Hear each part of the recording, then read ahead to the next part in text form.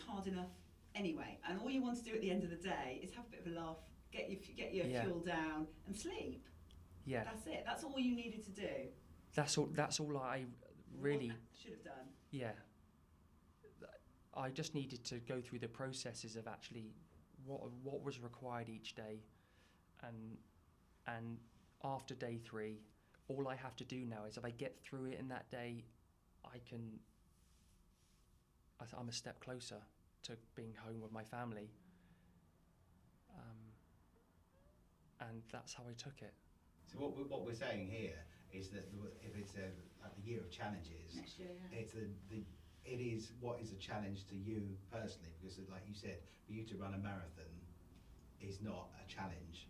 So, but if somebody's never run a marathon, then that is going to be, like for me to run a marathon would be a bonkers challenge. Yeah. But that's the kind of thing. It depends what your level is. So a challenge can be really personal to to each person, can't it? Yeah, and we've all, especially you, Andy, seen people do crazy things like walking back from Australia and doing this. And so I looked at what I thought that I'd done before. I'd done an ultra duathlon, long distance duathlon.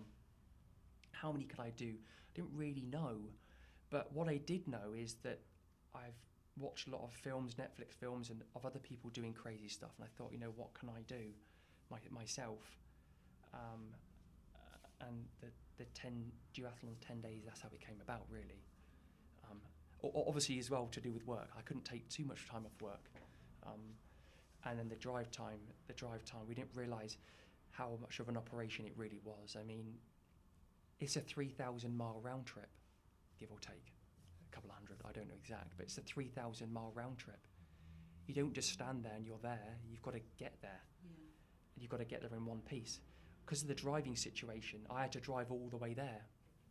So I got in a vehicle on the Tuesday we left. When we drove down, I didn't really have any sleep.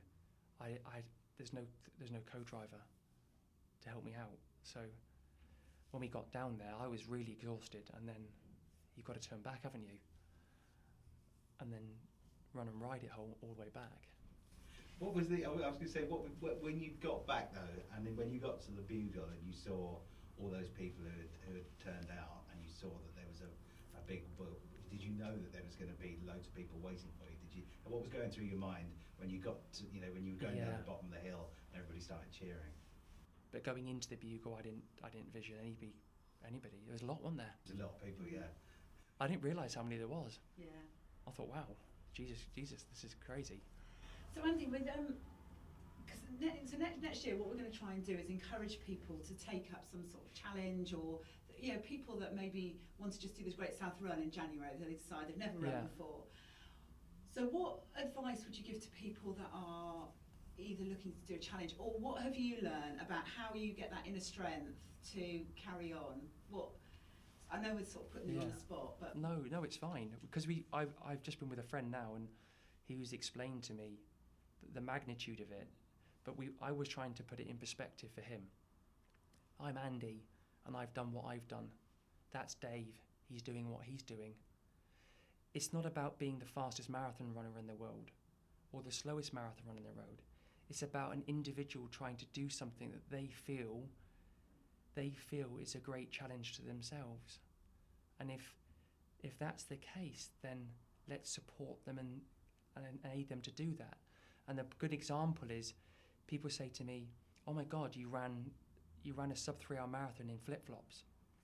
I did, great, well done, Andy.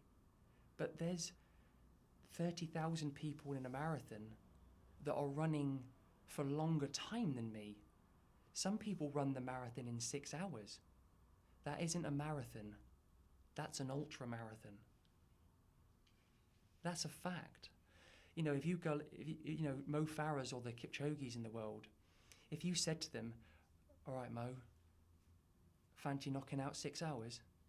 He'd probably tell you to do one, wouldn't he? Yeah, I'm not doing 6 hours. Which nutter would do that? So I always say that if you want to do the London Marathon or the Great South, then